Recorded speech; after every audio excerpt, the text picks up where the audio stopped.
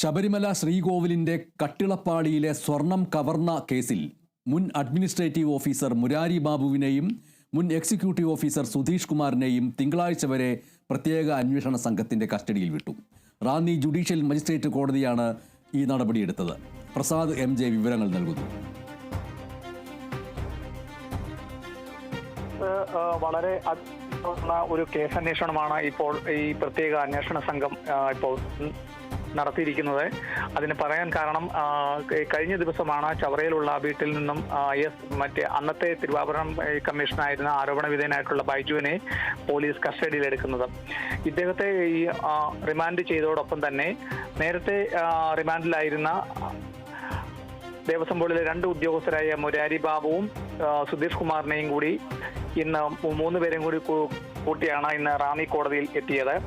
ഇവരെ 2 പേരെയും കൂടി കസ്റ്റഡിയിൽ വിടാൻ റാന്നി ഫസ്റ്റ് മജിസ്ട്രേറ്റ് കോടതി തീരുമാനിക്കുകയായിരുന്നു. അതായത് തിങ്കളാഴ്ച വരെ മുരാരി ബാബുവിനെയും സുധീഷ് കുമാറിനെ 12-ാം തീയതി വരെയുമാണ് കസ്റ്റഡിയിൽ വിടാൻ റാന്നി കോടതി തീരുമാനിച്ചത്. തിങ്കളാഴ്ച മുരാരി ബാബുവിന്റെ ജാമ്യാപേക്ഷയിൽ വിധി പറയുകയും ചെയ്യുമെന്ന് റാന്നി കോടതി പറഞ്ഞു.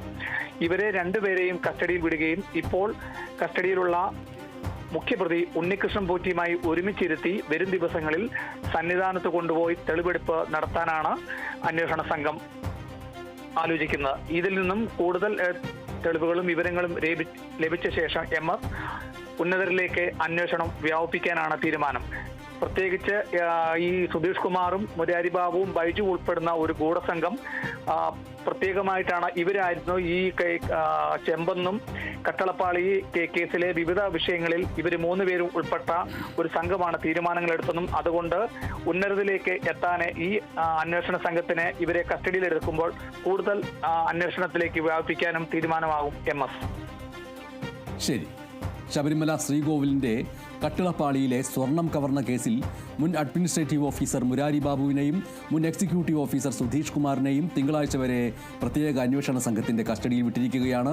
റാന്നി ജുഡീഷ്യൽ മജിസ്ട്രേറ്റ് കോടതിയുടേതാണ് ഈ നടപടി.